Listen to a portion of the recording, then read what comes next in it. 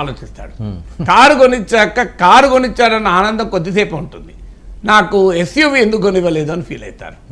SUV కూడా కొనిచ్చిన తర్వాత luxury car ఎందుకు కొనియలేదు అంటారు.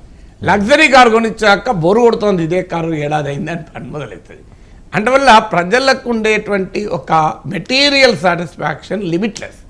సో ఎవరైనా హ్యూమన్ బీయింగ్స్ దాన్ని అడ్రస్ చేస్తూ జగన్మోహన్ రెడ్డి నేను పథకాలు మరింత ఎక్కువ ఇస్తా అన్నాడు. అది ఎక్కడా పెద్దగా జనంలోకి పోలేదు. ఎందుకంటే జగన్మోహన్ రెడ్డి కొత్త పథకాలు ప్రామించారు, మీకు గుర్తుంటే ఉన్నదానికి కాస్తంత యాడ్ చేస్తా అన్నాడు. అందువల్ల ఇది మొదటి ఫ్యాక్టర్ వెల్ఫేర్ పాలిటిక్స్ యొక్క వెల్ఫేరిజం యొక్క అన్సస్టైనబుల్ పాలిటిక్స్. ఇక రెండవది ఏంటి అంటే గ్రోత్ కన్సర్న్స్. తెలుగుదేశం చాలా సక్సెస్ఫుల్గా జనంలోకి తీసుకెళ్ళగలిగింది.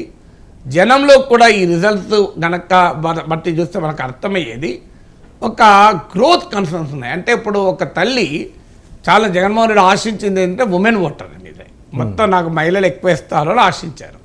ఎక్కువ వేసి ఉంటారు కూడా మెన్తో పోలిస్తే. అంటే పురుష ఓటర్లు దూరమైనంతగా మహిళా ఓటర్లు దూరం కాకపోవచ్చు.